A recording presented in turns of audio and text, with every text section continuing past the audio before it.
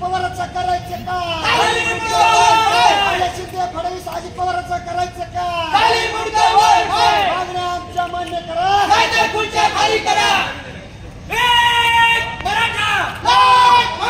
छत्रपती शिवाजी महाराज की जय. आई राजा सदानंदीचा जरंगे पाटीला मागे म्हणो. तुम्हारे साथ है. खुर्च्या खाली करा. मराठा छत्रपती संभाजी महाराज की जय. मनोज दादा मागे म्हणो. तुम्हारे साथ है. मनोज दादा मागे म्हणो. तुम्हारे साथ है. एक मराठा, एक मराठा, एक मराठा, एक मराठा, एक मराठा, एक मराठा. आमच्या मागण्या मान्य करा, नाहीतर खुर्च्या खाली करा. आमच्या मागण्या मान्य करा, नाहीतर खुर्च्या खाली करा. एक मराठा, एक मराठा. छत्रपती शिवाजी महाराज की जय. एक मराठा, एक मराठा, एक मराठा, एक मराठा. छत्रपती शिवाजी महाराज की जय. एक मराठा, एक मराठा, एक मराठा, एक मराठा. आमच्या मागण्या मान्य करा, नाहीतर खुर्च्या खाली करा.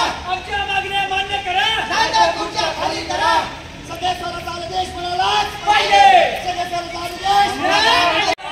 आरक्षण मिळालंच पाहिजे. आरक्षण मिळालंच पाहिजे. कोण आता देत नाही. त्याच्याशिवाय राहत नाही. मागण्या आमच्या मान्य करा, नाहीतर खुर्च्या खाली करा. मागण्या आमच्या मान्य करा, नाहीतर खुर्च्या खाली करा. अजित पवार फडणवीसचं करायचं काय? खाली मुंडकं वर पाय. बेजारचा सपना शिंदेचं करायचं काय? खाली मुंडकं वर पाय. लोकशाहीच्या मार्गानं 3-4 वेळेस आम्ही उपोषण झालं. आम्ही मान्य केलं. त्याच्या मागण्या होत्या त्यांनी मान्य केलं. आमच्यावर काही गुन्हे मागे नाही तर आम्हाला कुठल्याही सगळ्यात मराठा आरक्षण मिळेल नाही.